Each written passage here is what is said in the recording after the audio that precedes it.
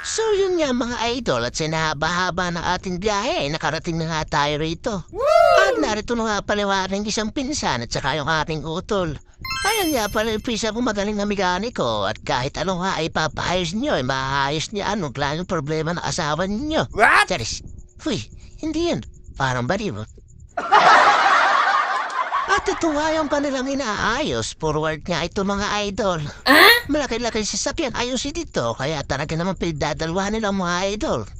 So bali nga nagpunta nga pala tayo rito dahil kakausapin ko yung ating isang kapatid. Wag. Wag. Wag. Wag. Wag. Wag. Huwag mong subukan. Masisira ang buhay mo.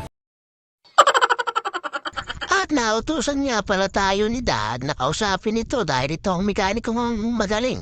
Saris, huy, magaling. Parang baliw. Ba yung panay? Yung barbula hindi nakasalit, may barbula na. Yung piston, ay yung piston na rin na bigilay, narutol din. Ay hindi ko nakita, hindi ko tinignan kanina kung anong nakalagay doon sa sako. Eh tinawagan ko na si Sarah, ay iwanan daw kay Milo yung pambili. Ay sabi ko pupunta ko ikaw dito. Ano pa ako nakakatawag, ay hindi kayo nakontak. Eh busy. Huwag kayo iiyak. Huwag kayo iiyak. Yun naman cellphone ni Jawaw na daw sa...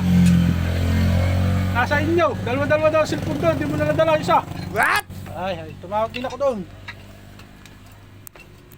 So yan mga idol, dami mga ginagawa nila.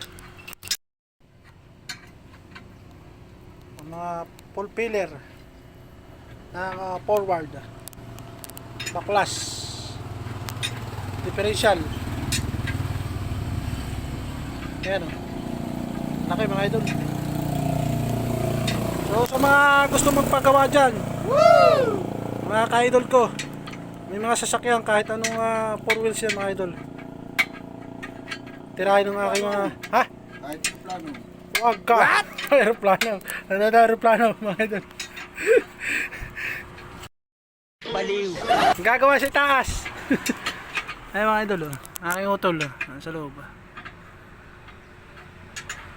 Kahit anong klaseng 4 wheels mga idol, makina, pang ilalim, wirings, meron ding wirings tayo mga idol. May doon kayong ipapawiring. Hindi totoo yan. Bola lang yan. Ay. Huwag ka sa bahay. Habay iba na pag sa bahay. Isakwa na, tag ito.